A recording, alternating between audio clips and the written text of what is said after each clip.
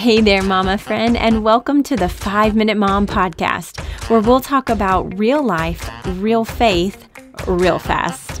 For today's show notes or to get free Monday Mom devotionals, visit audrahaney.com.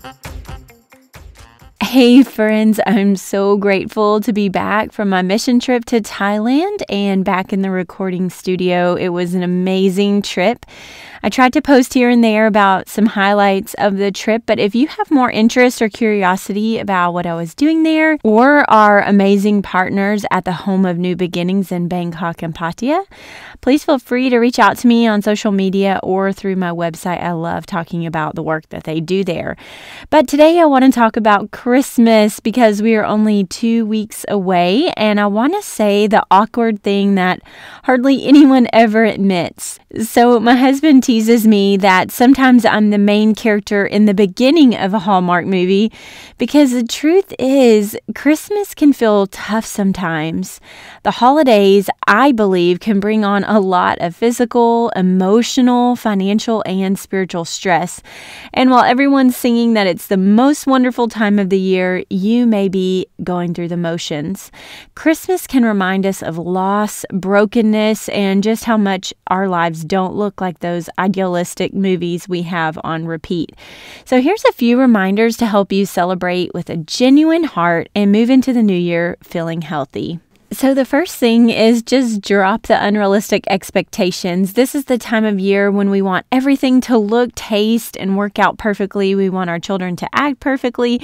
We want our lives to be as sparkly as tinsel. And you're going to be tempted to do it all and make every single moment magical. And if you can't, you'll want to load heaps of guilt on yourself. Trying to measure up to some unrealistic standard won't be healthy for you or enjoyable for your family. So focus on a few traditions or activities that are important to you and do those well.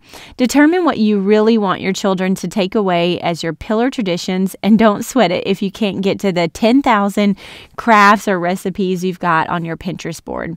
It helps me to take a second and reflect on things from my children's perspectives.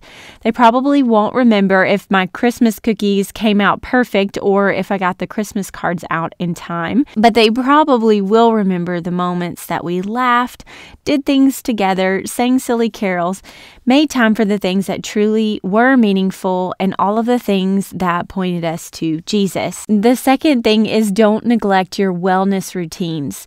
Time is going to be more limited than ever.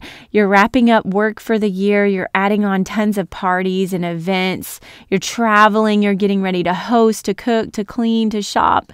It's going to be really tempting to skip the gym, ditch your diet, stay up too late, and stop spending time with God.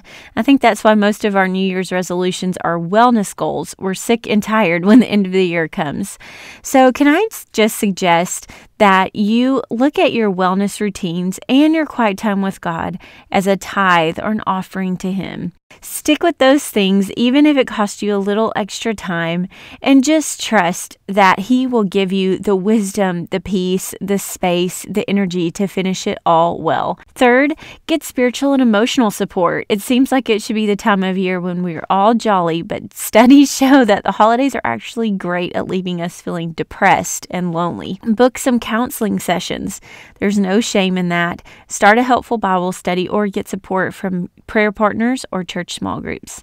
Having loving support and people you can be vulnerable with during Christmas will help you remember truth, stay connected, and finish the year strong. And fourth, let's really remember why we are celebrating. Celebrating Jesus isn't about celebrating what's perfect in our life.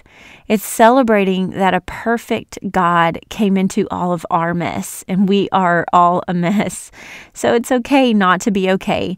If you are tired, remember that Jesus means that the weary world rejoices. If we feel hopeless, there's great news. And in our tears, there's a Savior that's close because of the manger and the cross. If this is a year of hurt, take comfort. There's Emmanuel, God with us. Isaiah says, "For unto us a child is born, unto us a son is given, and the government will be upon his shoulders, and he will be called Wonderful Counselor, Mighty God, Everlasting Father, and the Prince of Peace." That's what Christmas is all about, even if this year feels hard. So that's the end of our 5 minutes. Please tune in again soon. If you want to learn more about me or sign up for the podcast newsletter or get a free devotional, visit audrahaney.com. And if you enjoyed this, would you please leave a quick review? Reviews are so important for podcasters, and it helps more moms find us, and it would be a great blessing.